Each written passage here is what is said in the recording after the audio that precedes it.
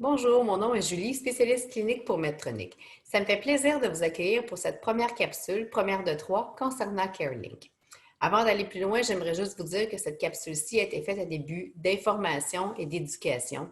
Donc, si vous avez besoin de conseils médicaux, toujours vous référer à votre équipe de soins. Donc, aujourd'hui, ce qu'on va regarder, c'est premièrement où trouver les ressources par rapport à CareLink personnel, comment on fait pour se créer un compte, comment on fait pour y accéder, comment on fait pour installer le programme de téléchargement au niveau de CareLink et finalement, comment on fait pour télécharger notre fameuse pompe à insuline. Donc, vous allez toujours retrouver sur le site direct de Medtronic au www.medtronicdiabète.ca les ressources nécessaires en ce qui concerne CareLink personnel.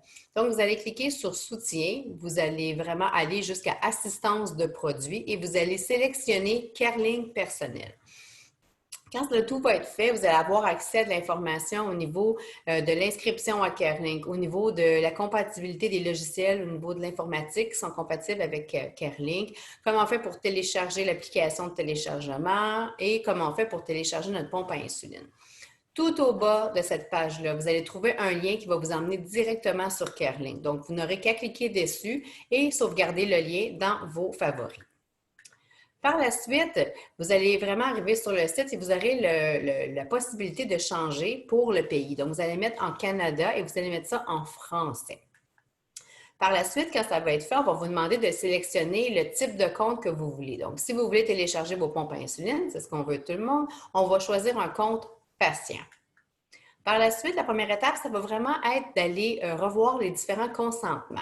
Il y en a 3 qui sont obligatoires et il y en a 5 qui sont optionnels. Le but ici, c'est vraiment de protéger tous vos renseignements personnels.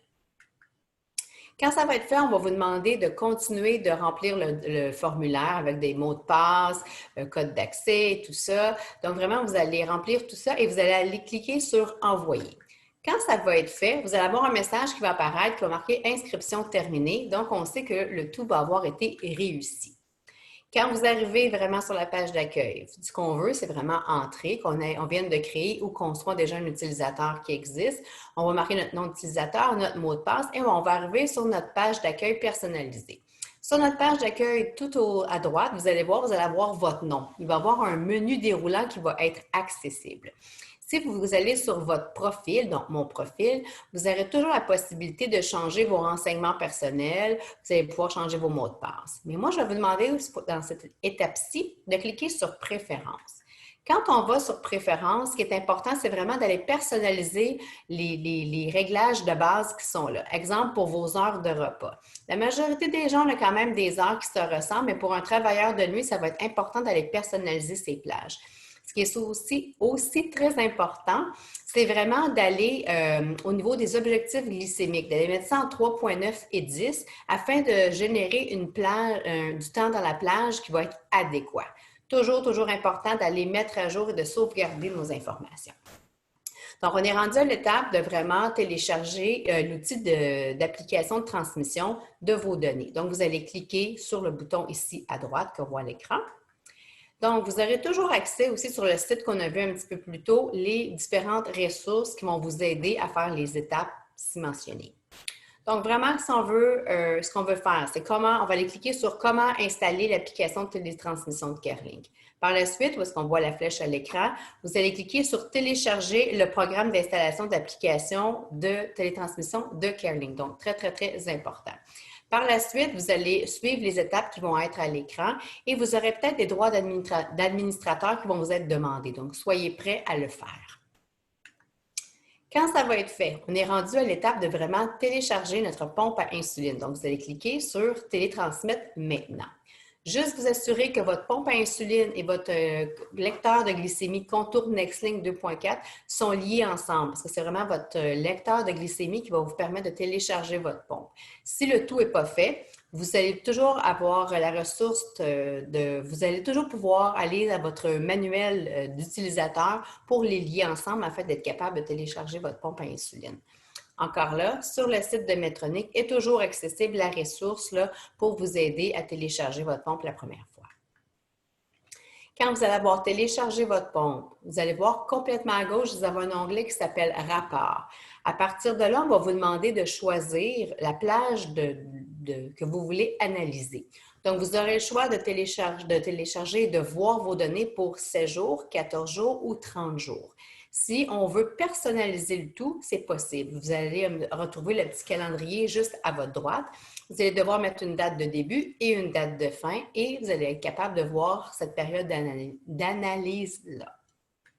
Par la suite, on va aller choisir les rapports qu'on veut analyser. Donc, vous avez toujours le titre du rapport et à côté de chaque titre, on va retrouver un I. Si vous cliquez sur le I, vous allez être capable d'avoir de l'information sur chaque rapport, donc avoir un peu plus de descriptif. Si vous voulez que ce rapport devienne dans un de vos favoris, vous allez cliquer sur la petite étoile. Donc, la prochaine fois que vous allez rentrer sur CareLink, ça va déjà être en surbrillance, et vous allez pouvoir aller sélectionner les favoris. Donc, vous n'aurez pas manuellement à cliquer sur les rapports à chaque fois. Donc, voici les rapports qui sont disponibles. Il y a beaucoup d'informations qui sont disposées de manière très différente.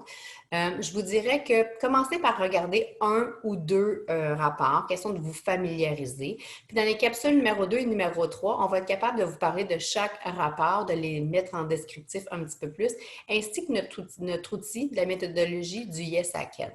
Les méthodologies d'interprétation, à quoi ça sert? C'est vraiment de voir, de vous rendre conscient de tous les points positifs. Donc, vous travaillez fort pour avoir un bon contrôle. Donc, c'est vraiment important là, de s'en rendre compte. Après ça, on peut aller voir vraiment, y a-t-il des choses que j'aimerais améliorer? Donc, cet outil-là va vraiment vous aider à préparer vos prochains rendez-vous médicaux avec votre équipe de soins, que ce soit de façon virtuelle ou en personne.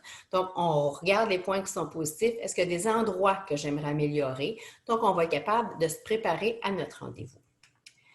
Donc, ce que je vous conseille, c'est vraiment de remplir les 2 premières sections. Donc, de vraiment vous conscientiser sur qu'est-ce qui va bien. Vous passez tellement de temps, puis les gens, on sous-estime souvent tout ce qu'ils font comme bon comportement, comme belles choses dans leur contrôle.